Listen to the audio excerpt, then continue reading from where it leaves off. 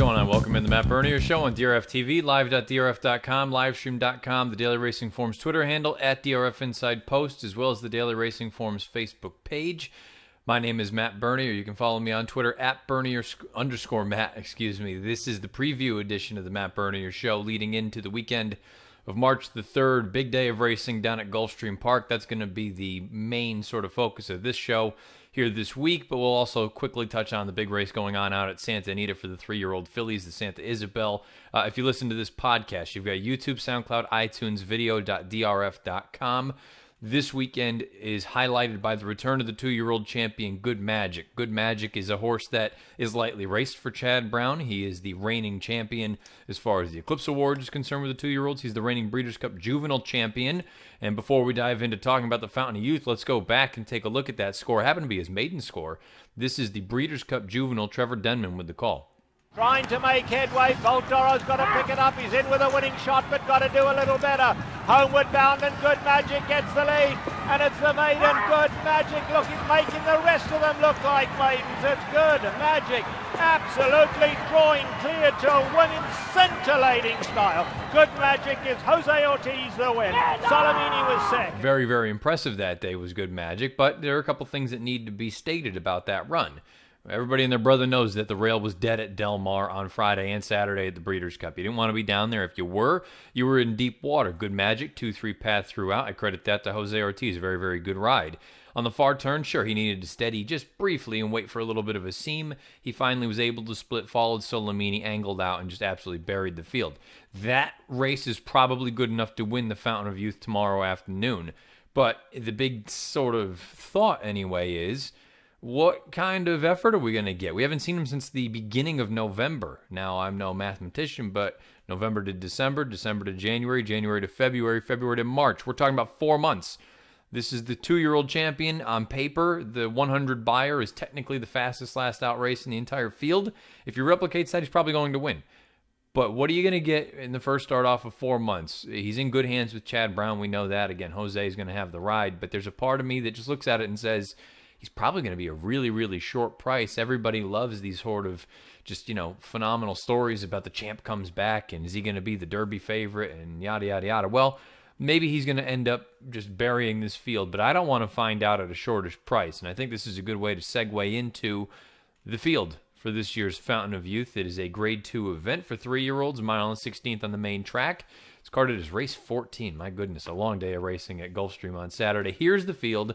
If you are new to this show, the far right side of the screen, those are my odds, not the morning line. That's my value line, what I think is fair value on each one of these horses from a win standpoint, and then at the end we'll give some sort of a play. But here we go. Number 1 is He Takes Charge from Mark Casse. I think he's a nice horse. Just broke his maiden against much weaker. He's going to need to step up, but I think this is a horse that has some ability. I made him 13-1. The number 2 is Free Drop Billy. He was the runner-up in the Holy Bull behind Audible for Todd Pletcher in his first start off the bench for Dale Romans. I think you're going to get his forward move in the second start off the bench. I made him 3-1, the sort of second choice on my value line. The number 3 is Peppered, 49-1 for Reed Baker. Nice horse. Want to see him back on synthetic. The number 4 is Strike Power. He is sort of the fascinating horse in this race because we don't know if he's capable of going 2 turns. He's done nothing wrong in 2 lifetime starts. He's unbeaten. He's aired in both of them. He has 102 buyers, 87 buyers to his name. There's a part of me that thinks that he is going to have some major distance limitations. We'll find out on Saturday. I made him 6-1. The number 5 is Storm Runner, another one of Dale Roman's entrants. He has 3 in here, 24-1. Thought that run in the non-winners of one other than was okay, not great. Never changed leads. Mississippi had more work to do, let's say, and ultimately just missed out by a neck. I think Storm Runner's okay. He's going to need to run much better if he's going to win here. The 2-year-old champion is the number 6, Good Magic for Chad Brown, Jose Ortiz. I made him 5-2. I realize a lot of people are going to sit there and say that's impossible. You're never going to get 5-2. I'm well aware, but I think 2.5-1 is fair on a horse off of a 4-month layoff. There are other talented runners in here that have more recency. He can win this race, certainly. I just don't want to find out at too short a number. 8 is Marconi. Marconi could all in this spot simply because, they paid a ton of money for him. He didn't run poorly up at Aqueduct in that most recent run. That was in the Grade 3 Withers against a horse like Avery Island, who looks like he could be the goods, possibly going to run in the Louisiana Derby for Kieran McLaughlin. I don't know what you're going to get from this $2 million purchase. He might be able to run with these. He might not be. To me, he's just kind of a plotter. It seems like he'll just go all day, but it doesn't seem like there's any brilliance there. So far, anyway. He's only run 3 times. I made him 6-1. He is another unknown in this spot. The number 9, Machismo, for Luch Stable and Company, I made him 49-1 on the stretch out and distance. We'll find out. I'd imagine he's going to be forwardly placed. And the last runner is the number 10, Promises Fulfilled, another Dale Romans entrant. He's going to bring some speed to the table. He comes out of that Kentucky Jockey Club back as a 2-year-old, which ultimately the jury is out, but I'm leaning toward kind of blah. I would imagine from the outside you've got one way to go, and that's right to the front. I know Irad Ortiz is usually a little bit more of a passive rider, but the only chance this horse has is to go to the front. And I also think, too, there's a little bit of, let's try to set up some things, too, from the outside. If we can hem in a couple of horses and make them work a little bit harder than they ideally would like to going into that first turn. So that leads into the pick and play for me in this spot here.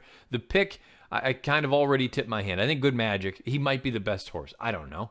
He's a 2-year-old champ. He has the 100 buyer as a 2-year-old. If he improves at all in that natural progression from 2 to 3, yeah, he's going to certainly be a handful in here. I think Free Drop Billy has that sort of recency. I thought he ran a winning race in that most recent run in the Holy Bull. He rolled up on Audible, and how many times have we seen it at Gulfstream when you've got a Pletcher entrant that they just absolutely turn him away, even though the runner-up looked like he was going to go off and win for fun. Dale Romans never, ever, ever has these horses ready to go off of a long layoff in a graded stakes race. I think now, second off, he's going to take a significant step forward. I think you might get the 3-1, but I'm more interested in playing some sort of a bigger piece because there are a couple of horses I don't want. I don't want Strike Power in here because of the stretch out and distance. Storm Runner, I'm interested in 4 horses. One of them is Free Drop Billy. I picked him first. The other is Good Magic. I picked him second. The third place horse that I picked in here is the number 8, Marconi, for Pletcher. And the fourth is the number 1, He Takes Charge, for Mark Casse. I want to play some sort of superfecta in there because I have a lot of faith in those top 2. And if I can get the other 2 in there, look, Pletcher at Gulfstream is never a bad thing. And maybe He Takes Charge is the key to this entire play because I think he's going to get a little bit overlooked. And I think there is some talent here. So here are the plays. $4 Superfecta, 2-6-2-6. Those are Free Drop Billy and Good Magic. I want them in the top 2 slots. And then in third and fourth, I want the 1 and the 8 and the 1 and the 8. That gives me He Takes Charge as well as Marconi. I'll play that for $4. That ultimately comes to a $16 play. And I'll back it up with a $2 Superfecta that costs $8 with the 2 and the 6 on top, the 1 and the 8 in second, the 2 and the 6 in third, and the 1 and 8 in fourth. So really, it's going to be a fascinating race, and this can kind of shape this entire division going forward. If Good Magic shows up and puts forth a dominating effort, all of a sudden that topsy-turviness of the 3-year-old so far, that it settles down a little bit and we go back to order. If he throws in a stinker, like Classic Empire did last year, then we're just continuing on that path of, I think there's some ability here for all these boys, but they're not the most consistent bunch. Maybe with the exception if Free Drop Billy would be the one to go out there and put forth a good effort, even with a potential clunker from Good Magic. Maybe then some order would be setting itself. But a lot of things can be determined this weekend, and then also leading into next weekend where you're going to have that big run out at Santa Anita, and you'll have the likes of Solomini and McKinsey, and you name it, they're all showing up. Oh, yeah, and a horse called Bolt Doro, too. So we'll find out what happens Saturday. The Fountain of Youth, it's a fun race. All eyes will be on Good Magic. I'm going to go slightly against him here with Free Drop Billy. Let's move on in the card. Let's actually go kind of backwards. I don't know how what term you'd like to use for that, but let's go to the 13th race, the race just prior to the Fountain of Youth, the McDermott. First half of the late double on Saturday at Gulfstream is race 13. I know 13 is going to be a marathon. Be prepared. Go steady early on if you're going to be at the track because this is a marathon day, and we know at Gulfstream they're a little bit loose as far as post time is concerned. So be prepared. 13 and 14, they're big races. Race 13 is the McDermott, a mile and 3/8 on the turf course. It's a grade 2 event. You've got a giant field in here, and you have one horse to beat, and strictly one horse to beat. As we take a look at the field, that's the number 1 horse, Sadler's Joy. He was 4th in the Breeders' Cup Turf last year. He did a lot of good things. He's a grade 1 winner up at Saratoga in the Sword Dancer. From a buyer standpoint, he buries this field. I shouldn't say bury. Let me backtrack a little bit. He is strictly the horse to beat. There are other horses in here that can run low 100 buyers, but at the same time, this horse seems like he's the most consistent with them. The number 2 in here is Summon Tieme. I think he's a nice horse for Kenny McPeak. Good to see that they are staying with him and that he's finally been able to string together workouts and races because that was always his big problem. His big bugaboo was How long is he going to be away between layoffs? Is it going to be a month, or is it going to be 5 months or 7 months or 8 months? He's a nice horse when he's right. I thought his run in the Connolly was good, and I think he can move forward from that second off the bench. I made him 6-1. By the way, I made Sadler's Joy 2-1. He is the favorite on the morning line, I would imagine. The morning line is not out yet as this is being recorded, but I'm going to be stunned if Sadler's Joy is not the morning line favorite in this race.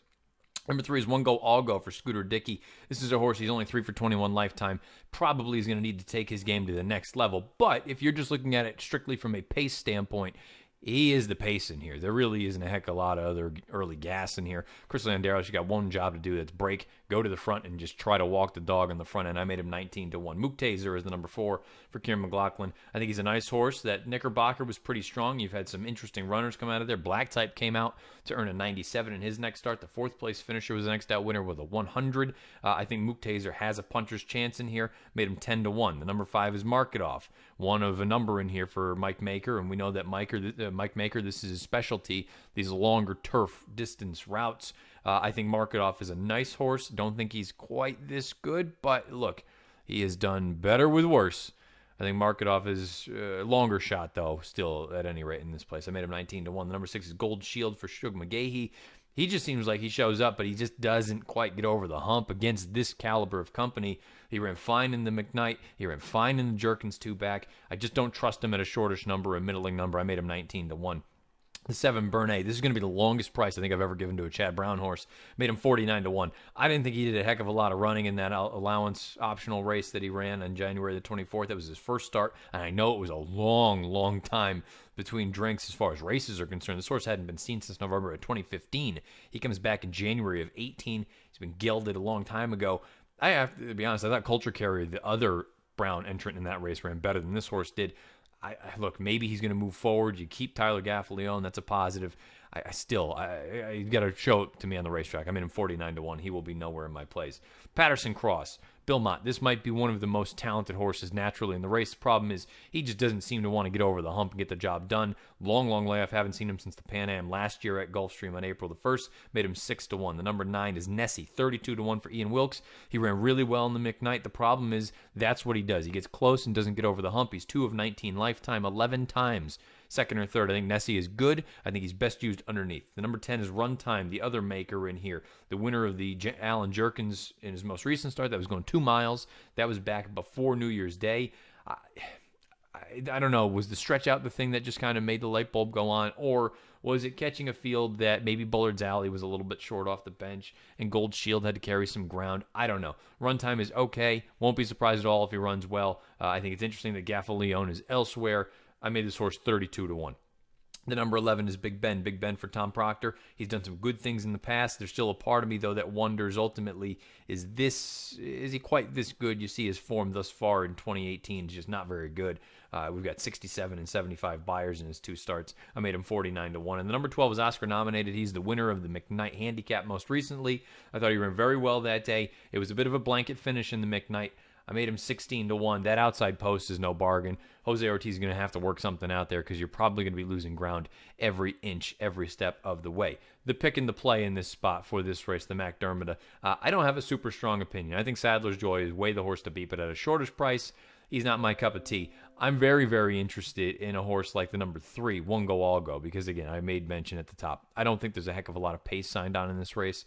And if Landeros can get him out there, and you can get a half in something like 49-2, 49-3, but still keep a length or so on the rest of the company, if you can try to scoop clear going into the second or the third of 3 turns here in this race, maybe he can get brave. Maybe he can't hang on for the whole thing, but maybe he can get a piece. So the way that I'm going to approach this, I'm going to play a little bit of a $10 win bet on him, simply because I think he's going to be a giant number in here, and I would feel like a dope if he ended up winning the race and I didn't have anything to win on him. So $10 to win on the number 3, One Go All Go. But then I'm going to use the more logical horses on top in $5 exactas. The 1, the 2, and the 8. The 1 is Sadler's Joy. The 2 in this spot is Summon TMA. And the 8 is Patterson Cross off the long layoff for Bill Mott. I'll use those 3 on top and use the number 3 underneath. One Go All Go. So for me, the McDermott, it's an interesting race. I think you can go a couple ways. Sadler's Joy, way the horse to beat. Think he's going to be an underlay when it's all said and done. Made him 2-1, picked him second, but I'll go with a little bit of a bomber in this spot. One Go All Go, the number 3 horse. I'll play him to win, play him underneath in exactas with the 1, the 2, and the 8 on top. Let's go a little bit earlier on the Gulfstream card. Another turf race. This one's for 3-year-olds. Let's take a look at the Palm Beach. Race 6, 3-year-olds going 1 mile, 1/16th on the turf course, the Grade 3 Palm Beach. You've got a relatively short field in here. Let's take a look at that field. Only 7 are going to be signed on here in post position order. The number 1 is Speed Franco. Speed Franco is a nice horse. He's done some good things. He's already a graded stakes winner down at Gulfstream this winter. He won the Dania Beach most recently. He looks like he is loose as he wants on the front end, and that could make him very dangerous. I made him 3-1. Number 2, Maraud for Todd Pletcher. I think this is a nice horse. He was really late with a lead change in that most recent run. That non-winner is a one other than. You've had a couple of decent efforts. The 7th and 8th place finishers are next out winners with 86 and 83 buyers respectively. The 83 buyer came on dirt, but neither here nor there. I think this horse is nice. I just wonder, is he going to be forced to be the one to do a little bit of the dirty work if this field doesn't want Speed Franco to just kind of scoot away from everyone? I made him 9-2. Number 3 is Renaissance Frolic. This is an interesting runner for David Fox. You get Javier Castellano, never a bad thing. The 71 buyer, you're going to have to step your game up considerably, and you weren't even remotely close to Speed Franco in that most recent start, the Dania Beach. The one thing I'll say about the Dania Beach as a whole, no one really made up any ground with the exception of Untamed Domain, who was the favorite in that race. The top 2, they just sped clear and went on with it. That was Guido for Pletcher as well, and with Speed Franco. So I suppose maybe if you just want to say it was difficult to make up ground, draw a line through it, and all of a sudden you go to that run 2 starts back where he finished 3rd behind the likes of Flame Away and Pony Up. If he runs that run 2 back, he's going to have a big chance in here at a pretty solid number, I would imagine, even with Javier's presence. I made this horse 13-1. The number 4 is Nipawa from Mark Cassie. Just broke his maiden against a relatively weak group that was in his first start since November, early November up at Woodbine.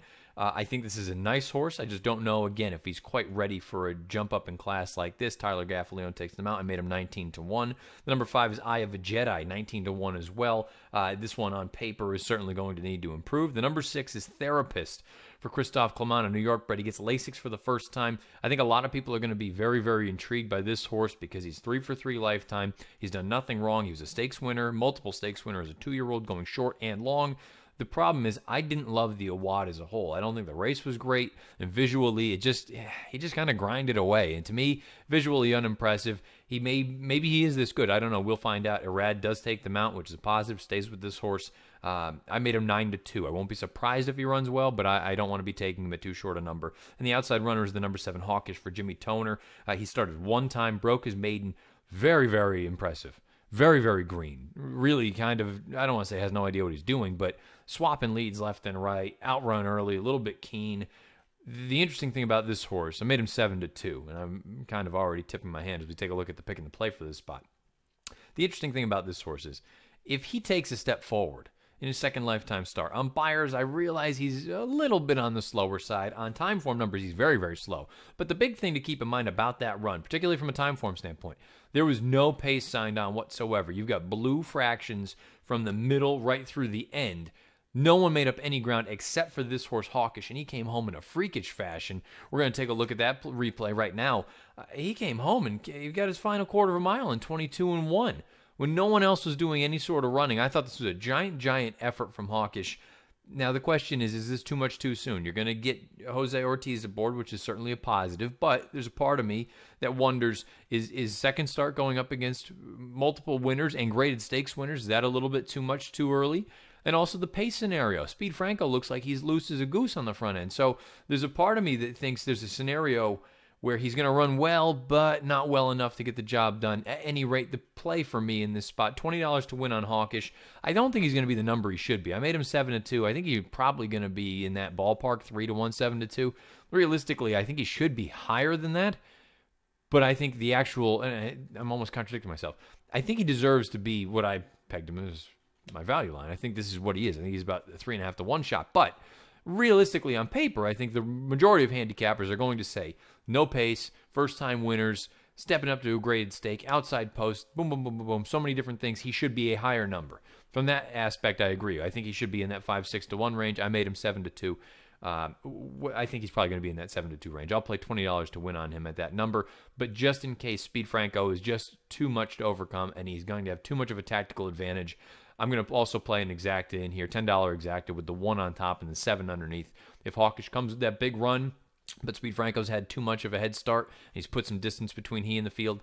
And you know what? I'll settle for that little bit of a safer exacta. But for me, in the Palm Beach, hawkish on top. I'll use Speed Franco underneath, even with that big tactical advantage. He's going to be tough to beat. Let's go on out to the West Coast. We'll take a look at the 3-year-old fillies. Finally, a big, it seems like a big anyway, Kentucky Oaks prep. Let's take a look at the San Ysabel. Fourth and final race for this weekend to look at here on the Matt Bernier Show. Let's go to the West Coast. Let's take a look at the 3-year-old fillies. This is a field of 6 for the Santa Ysabel. Here it is. The number 1 is One Fast Broad from Mick Ruiz. Nice horse. No match in the Cal Cup Oaks most recently. That was only a few days ago at this point when she ran into Pulpit Rider, beaten as the 3-5 favorite. I think she's okay. I don't think she's quite this good. Particularly, she's going up against some salty fillies in here. I made her 24-1. The number 2, Spring Lily. She's 5-1 on my value line. John Sheriffs gets her. They stretch her out in distance after that most recent maiden score. A couple things to note about that maiden score. Thought outside was where you wanted to be at Santa Anita. She was out there. Thought speed was where you wanted to be. She was forward throughout. So she may have had a lot of things in her favor that day. Nonetheless, I thought she ran very, very well. Very impressive visually. We'll find out if she can handle the acid test against some of the big girls. I made her 5-1. Midnight Bisou, for me, is the horse to beat. I made her 9-5 in this spot. I understand she's 0-2 against Dream Tree. I understand that she has never tried 2 turns before, something that Dream Tree has successfully done twice. I still think Midnight Bisou might be more talented than Dream Tree. I made her the 9-5 favorite on my value line. We'll find out what the morning line looks like and ultimately what the odds are come post time. The number 4, 13 Squared. Another one in here for Baffert. Blinkers come off. I have no reason to believe that she'll be able to improve on what she did in that most recent start in the Las Virgenes, where she was drowned by Dream Tree. I think she's okay. I don't think she's quite this good. Made her 9-1. The number 5, Sweet Song of the Nile, Fred Moger Jr., Flavian Pratt. I think she's okay, but boy, she's no match for better horses on synthetic. She's been outrun on turf. I have no reason to believe that the dirt all of a sudden is what's going to wake her up in her first lifetime start on the dirt surface. And the number 6 is Dream Tree. I made her 2-1 for Baffert. Drayden Van Dyke. She's 4-4. She's unbeaten. I can understand anyone that looks at it and says, nonsense, how could she be a bigger price than Midnight Bisou when she's beaten her on the square on 2 separate occasions? Again, just a part of me that believes that Midnight Bisou might be a better horse than Dream Tree.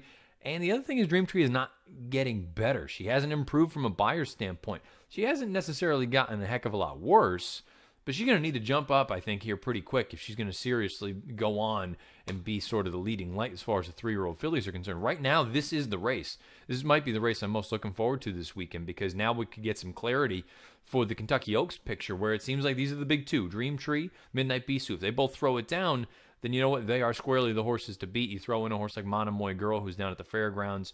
You know, there are some other interesting fillies, but these are the 2 that everybody and their brother are taking a look at. I'm hopeful that there's a third one that can throw her hat into the ring. We're going to go back and take a look at a replay of the maiden score of Spring Lily. Spring Lily is going to be my pick in here. And you see right now, she's out there. She goes off. I love the way that she finishes. Her best stride is late. She gallops out like an absolute machine.